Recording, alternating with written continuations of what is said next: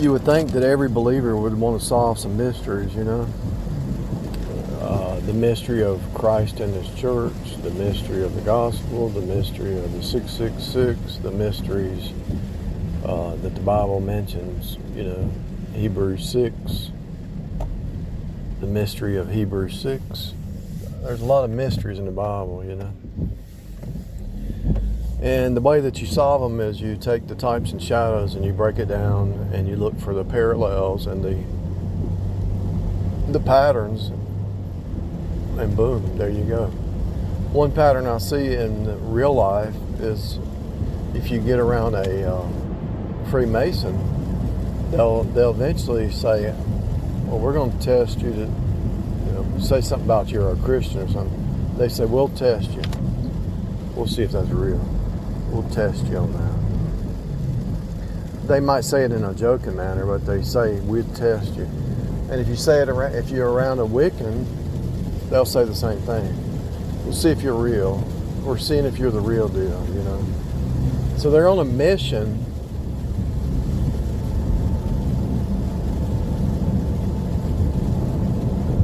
some of the lower level Freemasons and some of the lower level witches, they're on a mission to see if you're real. Seriously. They don't even know that they're connected. These people don't even know each other.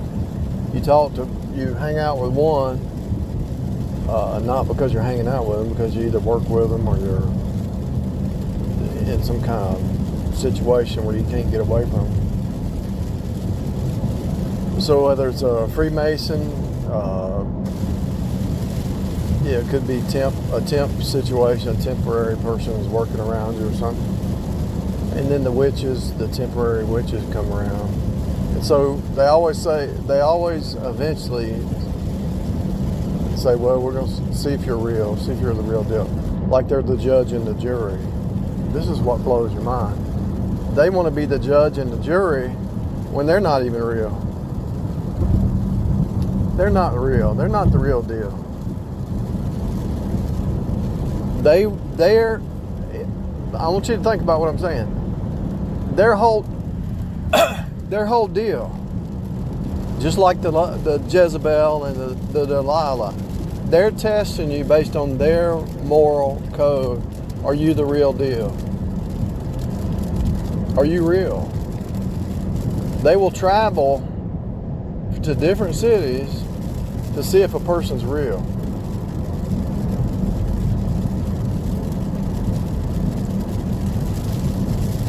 When they are real. And they'll say stuff like, who are you? Who are you really? It's like, what do you mean, who am I really? What are you talking about, stupid? For real. They have such a gilded view of life that they think they're the judge and the jury, they're the auditor of a person to see if they're real or not. Bizarro land. But you know what it tells you? It tells you they've been around they've tried to pull people into evil.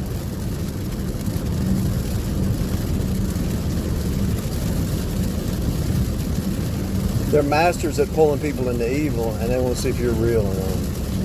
If you will resist their evil. That's what they're saying. In other words, what they're saying is, they're evil, and they want to know if you're evil, and if they can pull you into evil. Pretty much what they're saying. Wild stuff.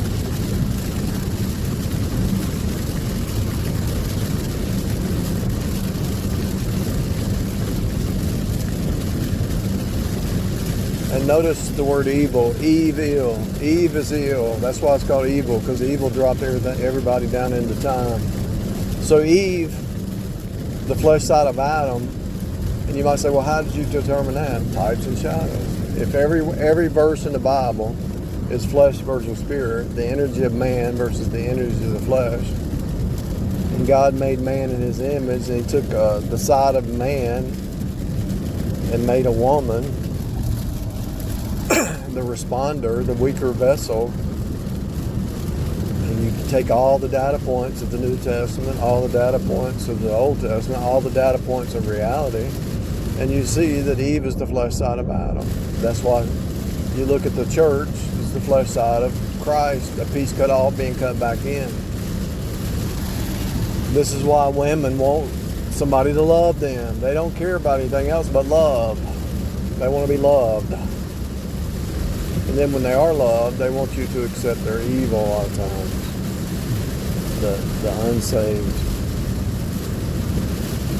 The unsaved natural woman, or the natural mind. They want to be loved, but they want you to accept their evil, their evil. The natural woman, not the born again woman. It's hard to find born again people because people raised in church and think they're saved and they never got saved. Bizarro land. People, they talk the talk. They know the terminology, but they're not the real deal. It's wild.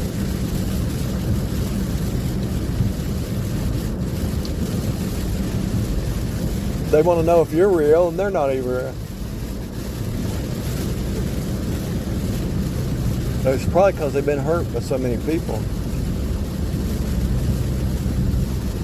And they're like little mouse. They're like little mice running to one corner to the next corner to try to find a safe place. They want a safe place. They want a safe place to do their magic and their witchcraft, and their sorcery, and their lies, and their gaslighting, and their future fake. And they want some safe place where they can do their evil under the cover of somebody who's not evil. It's ridiculous. It's ridiculous. It's insane. It's insanity. When you really wake up to what's going on, it's insane. The flesh mind is trying to hide underneath the spirit mind because the flesh mind has no power. But the flesh mind creature, all they'd have to do is run to Jesus to get some power, but they don't want to do that. They want to stay in their darkness. They love the darkness.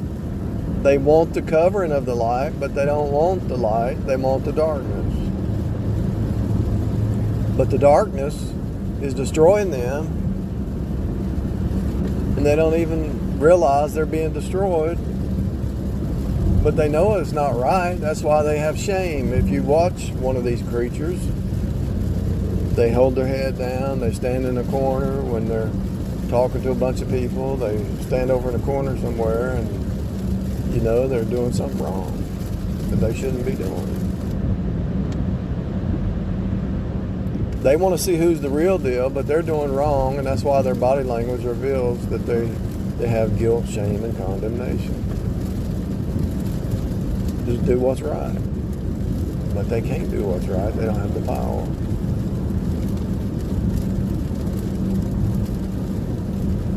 If you want to change, you know, all these people wanting to manifest. If you want to change your future, change the now. Do what's right now. If you want to change the future, if you want to break the patterns that were set in your childhood, because they were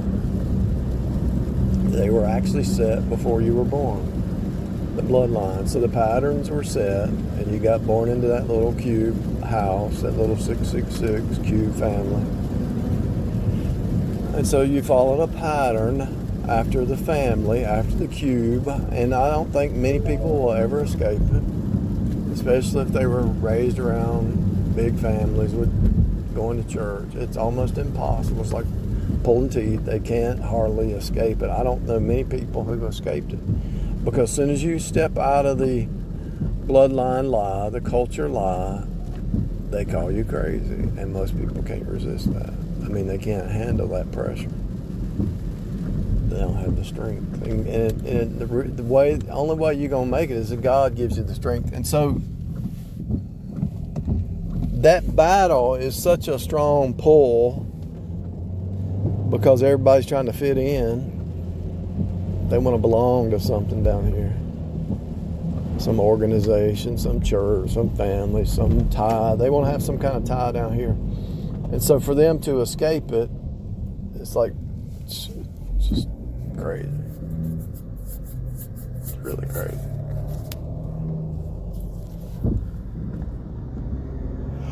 It's hard to escape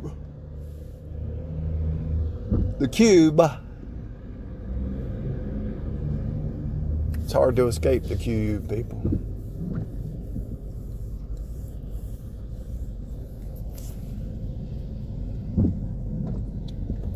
The only way to escape the cube is to die daily, to die to your own understanding.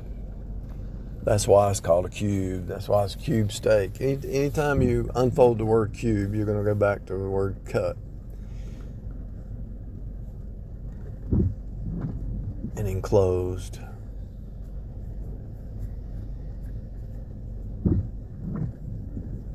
If you go to McDonald's and get a job, there's a cube atmosphere. If you go to Subway and get a job, there's a different cube atmosphere.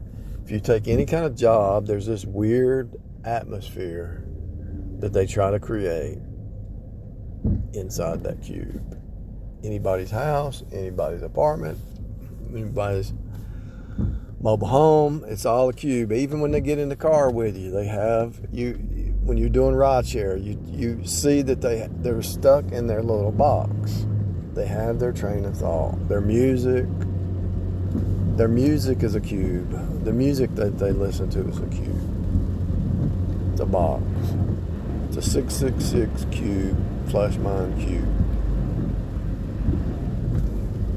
Their music, everything. Somebody says, I'm a Python programmer and I'm a PHP programmer. They're both in their little cube. That's what they like. I'm not saying it's good or bad or indifferent. It's just a birthing cube, that's all. To birth you into the fractal understanding that it's all holographic patterns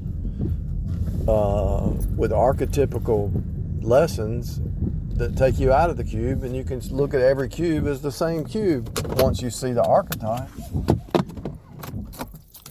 Every cube is the same cube. It's just archetypical, that's all.